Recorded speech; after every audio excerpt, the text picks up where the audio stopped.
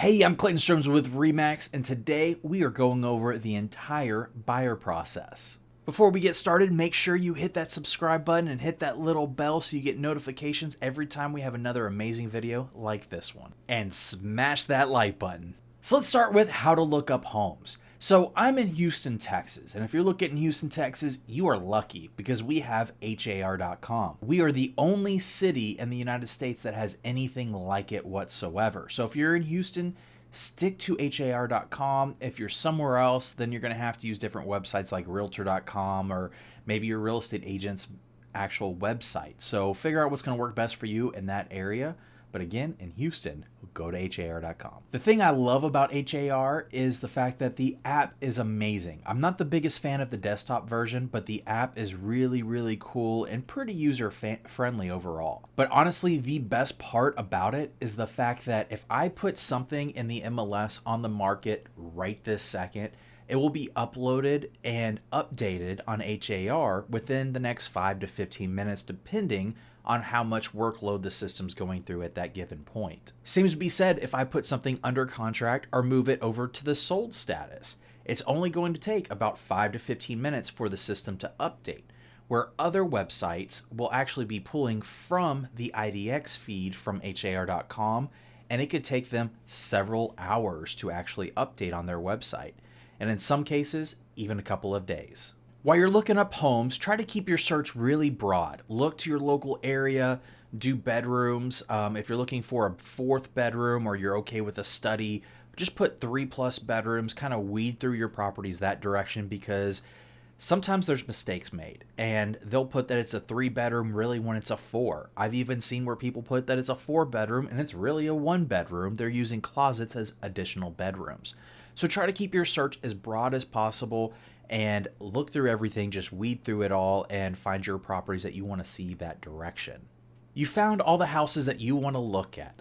Well, your best bet's to send it over to your real estate agent. There's a lot of different ways you could send that over to them.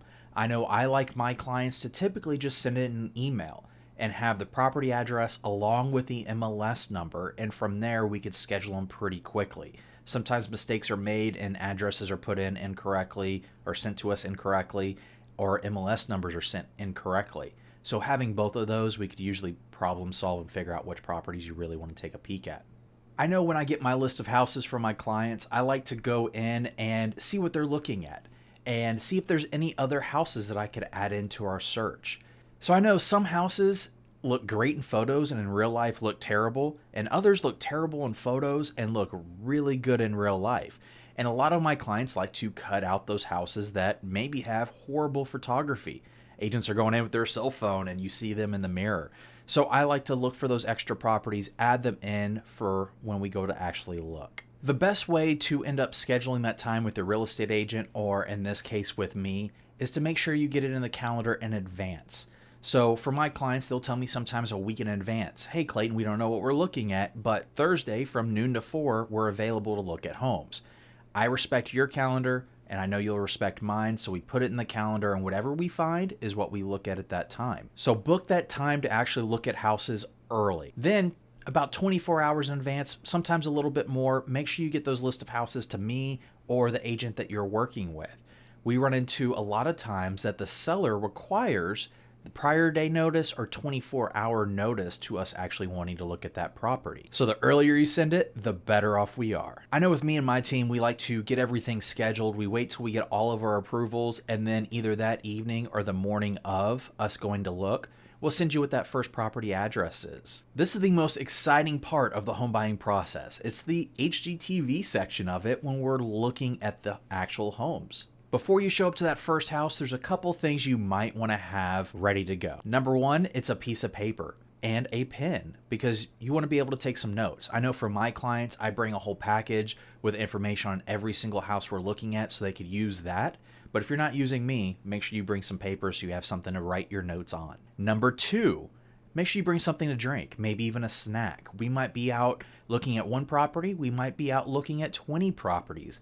So just be prepared for pretty much any scenario. Number three, we want to make sure that we've got a full tank of gas. There are times when we schedule these properties and some of them allow us to have an hour window, some only allow us to have a 15-minute window.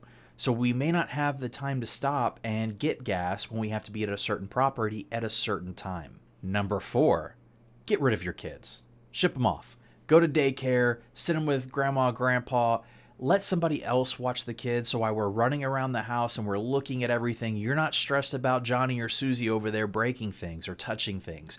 You could pay attention to what matters most at that time, which is the house. A key thing while you're walking these houses and you're looking at them, number 1, it's floor plan. Does this floor plan work for you? If you don't have it in the budget to move walls, then there's no point to continue looking at a house that you hate where certain walls sit, or you just hate that floor plan. If you walk into the entry and you look around and you hate everything, there's no reason to look in the attic. There's no reason to look at the garage or the backyard, because if you refuse to buy the property because of you walking in the house or that kitchen or the backyard size, we may as well move on to the next property, build some extra time for the houses that we actually like, that we might actually pull the trigger on. You love the house and you're ready to make an offer. Your first question, everybody looks at me and says, Clayton, what would you offer? No, the real question is, what are you willing to offer on this property? It takes me anywhere from 30 minutes to an hour to truly research a property and see what I think it's worth and give you a good range. And if we're looking at 20 properties, I honestly just don't have the time to spend 30 minutes to an hour per property when we might be walking in and walking straight out of 10, 15 of those. So let's say the house is listed at $400,000 and you say, Clayton, we're willing to offer $400,000. What happens is I come back to the office and I start doing my due diligence. I'm going to look up the ranges of the properties in the area. I'm going to figure out kind of what I think it's worth. Maybe it's a solid number, maybe it's a range. Then I go back to you and say, hey, look, $400,000 is way too low. They have multiple offers. We should offer X, Y, or Z, and here's why. Or 400 is a great price, or we should not pay $400,000. Here's the comps, and $400,000 is not supported in this scenario. From there, you make that decision on what your final offer price is. At this point, I start writing up the contract. We've probably already had conversations about what close date you're looking for, what things are important in the contract. So I'm going to go through and fill it out based off of all the information I already know. From there, I will send it over to you via DocuSign, and when you open it, I want you to look over everything, give me a call, and let's go a line item by line item. Make sure you're comfortable with what you're about to sign. And if we need to make any revisions, make any changes, we could do so at that time. Not a big deal, and I could resend it for signatures. Now we send in the offer. And how long is the seller going to take to respond? I don't know. Every situation is different. They might respond in an hour. It might take them days. There's not a standard time on when you should expect a reply from the seller. Now, we could give them a certain time that they have to respond by, but it's not always the right decision in all circumstances. But typically, you could expect a reply within 24 hours. When we get that reply, they might accept the contract as written, or they might counter. We might go back and forth a little bit. Again, every property is very, very different, and we'll take it in strides. Once all parties agree to everything, you are officially under contract. Congratulations. It's a really exciting time. You're going to have a range of emotions, excitement, scared, maybe sad, but then it comes back and you're excited again. Once we have that contract back, there's a couple really important things that need to happen. In Texas, we have a timeline on when we need to get certain things done. The first thing is our option and earnest fees. Those need to get delivered to the title company within 3 days. If that third day lands on a weekend or a holiday, it goes to the next business day. But the sooner you drop that off, the better. And expect a message from me or someone on my team to let you know when and where that needs to be dropped off to. The next thing, we need to order the inspection as soon as possible. You might have a 3-day, a 5-day, a 10-day option period. Either way, we want to get that inspection done as quickly as possible. We never want to wait to the last minute. It's really important to get it in that very first couple of days, because if we need to get other vendors out to the property, we want to make sure we have ample amount of time to do so. Now, did you need to show up to inspections? No, not necessarily, but I love my clients to show up the last 30 minutes to an hour. Don't bug the inspector, let him finish his job, and then let the inspector go over the entire report while you're there. So you could ask all the questions that you need to. When they say the fascia board on the northeast corner needs to be replaced, you could look at them and be like, what is a fascia board? What's a northeast corner? And they could actually walk you to it and show you exactly what they're talking about, so you feel comfortable with what that report states. We're also waiting for the title company to get the title policy pulled, which is a very important document to ensure when you purchase this house, you truly own it. From there, we're having discussion. You and your agent, or me and you, and we're talking about what repairs do we want to ask for. Maybe it's repairs to be done, or it's money in lieu of repairs, or even reducing the sales price. Negotiations could go back and forth for quite a while. Again, every situation is very different. Just kind of be patient with it and take it in strides. The other thing that's going to happen right away in the transaction is the lender is going to pass your file over to the loan processor. The loan processor is going to be reaching out to you, introducing themselves, and asking for additional loan information. So be really quick throughout the entire process. Whenever the lender asks for something, make sure you're getting it to them in less than 24 hours. In fact, make a game of it and see how fast you could actually get that documentation to the lender or the processor. Quick little tip for you. Make sure you make a folder on your computer, and everything you send to the lender, save into that folder. Just in case they misplace something or it doesn't send properly, you have very quick access to that document.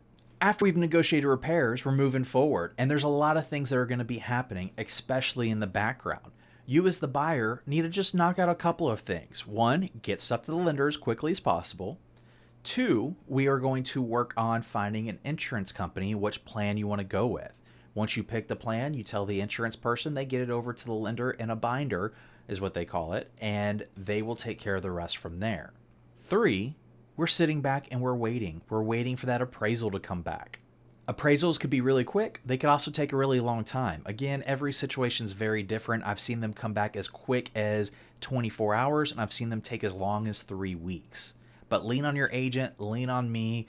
We will talk to the lender and see what our due dates are and make sure we're hitting the timelines that we need to be hitting. The fourth thing, once you've knocked out the insurance stuff, we're going to ask you to look up home warranties. We'll send you some companies, look through them, see what home warranties that you get the warm and fuzzies from, and then you pick the company, let us know, and we'll get everything ordered and set up. Now we're playing everybody's favorite game, which is the rush, wait. We rush to get everything done in the front end just to make our life a lot easier on the back end. So as the loan processors getting everything together, they send it to the underwriter. Underwriter's looking at the file. They'll probably ask for more information, and eventually we'll get what's called the clear to close. Clear to close means that you've been approved as a buyer and the house has been approved for the loan. Now that you have the clear to close, your file goes to the closing department. The closing department starts working on those final figures. They get with the title company. They go back and forth a couple times to make sure everything is balanced and all the numbers are where they're supposed to be. As that's happening, the lender is working on making TRID guidelines. TRID guidelines are things that have been put in by the government to make sure that things are done properly. So at least 3 days prior to closing, you should have your final figures on what you're bringing to the closing table and what your monthly payments are going to be. And that brings us to the day of closing. Everything's done. You know what your figures are. Life is good, and it's time to actually go close on the property. Something that we need to do before you sign paperwork, though, is do a final walkthrough. We're walking the property to ensure there's been no fires, no floods, no bursted pipes. Make sure everything is repaired as agreed upon. Just make sure the house is what we were supposed to be getting. Once we make sure everything's on the up and up with the house, we could head to closing and close on the property. Now, there's two parts of closing. There's closing and funding. Closing's you signing the paperwork. Then the sellers come sign the paperwork. And once your lender signs off on everything, monies are approved and dispersed. Now we are funded, and the property, congratulations, is officially yours. So that's the buying process, and a gist at least. There's a lot more to it, but that's why you rely on me to guide you throughout the entire process. But hopefully this gives you a good basic understanding of what to expect from looking at houses all the way to closing. If you have any questions, feel free to reach out to me anytime.